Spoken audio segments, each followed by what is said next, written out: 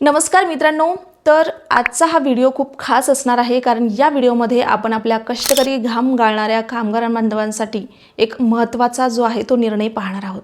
आपण रोज पाहतो की बांधकामावर काम करणारा कामगार, कारखान्यामध्ये 8 ते 10 तास उभा राहून काम करणारा कर्मचारी, हॉटेलमध्ये काम करणारा वेटर। पण तुम्हाला कधी एक प्रश्न पडलाय का, जर त्यांना अचानक मोठा आजार झाला तर, अपघात झाला तर, ऑपरेशन करावं लागलं तर, खिशात पैसे नसतील तर काय?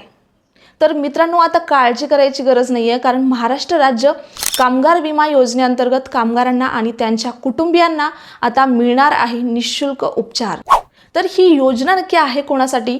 जर एखाद्या कारखान्यात, दुकानात, हॉटेलमध्ये, रेस्टॉरंटमध्ये, सिनेमा थिएटर किंवा अशा ठिकाणी ज्या ठिकाणी 10 पेक्षा जास्त कर्मचारी काम करत असतील तर ही योजना त्यांच्यासाठी लागू असणार आहे। त्यांचा मासिक पगार जो आहे तो 21,000 रुपयांपर्यंत असणं गरजेचं आहे।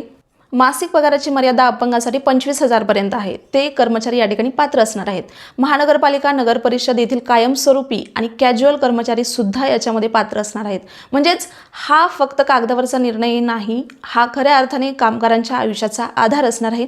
या योजनेमध्ये तुम्हाला काय काय मिळणार आहे तर राज्यात 15 कामगार विमा योजना रुग्णालये करण्यात आलेली आहेत। 149 सेवा दवाखाने, 340हून अधिक मान्यताप्राप्त खाजगी रुग्णालये आणि 22 डिस्पेन्सरी कम ब्रँच ऑफिसेस उपलब्ध आहेत। म्हणजेच उपचारासाठी लांब धावपळ करायची गरज नाहीये।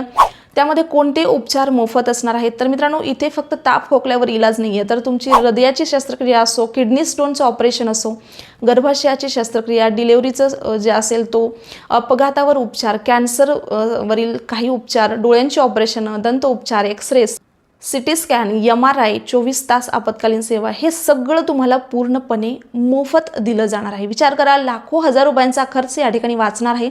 फक्त कामगारच नाही तर त्याच्या कुटुंबाला देखील लाभ दिला जाणार आहे। या योजनेत फक्त कर्मचारीच नाही तर त्याच्या कुटुंबांना सुद्धा समाविष्ट करण्यात आलेला आहे। म्हणजे पत्नी, मुले, अवलंबित पालक सगळ्यांना आरोग्य संरक्षण या ठिकाणी दिलं जाणार आहे।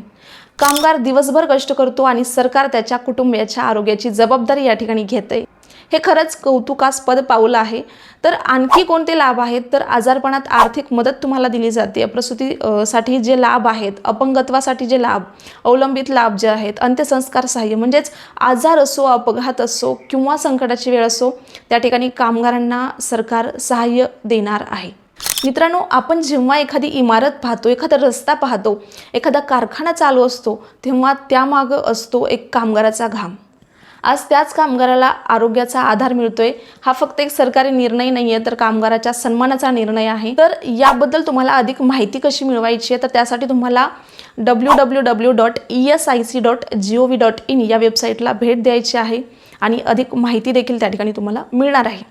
शेवटी एवढंच सांगते की जर तुमच्या ओळखीचा जर कोणी कामगार असेल, कारखान्यात, हॉटेलमध्ये, दुकानात काम करणारा कोणी असेल तर हा व्हिडिओ तुम्हाला त्यांच्यापर्यंत पोहोचवायचा आहे। कदाचित ही माहिती त्यांच्या आयुष्यात मोठा बदल घडवू शकते आणि व्हिडिओ इथपर्यंत पाहिलेला असेल तर जाताना तेवढं चॅनलला सबस्क्राईब करून सपोर्ट करायचा आहे। धन्यवाद।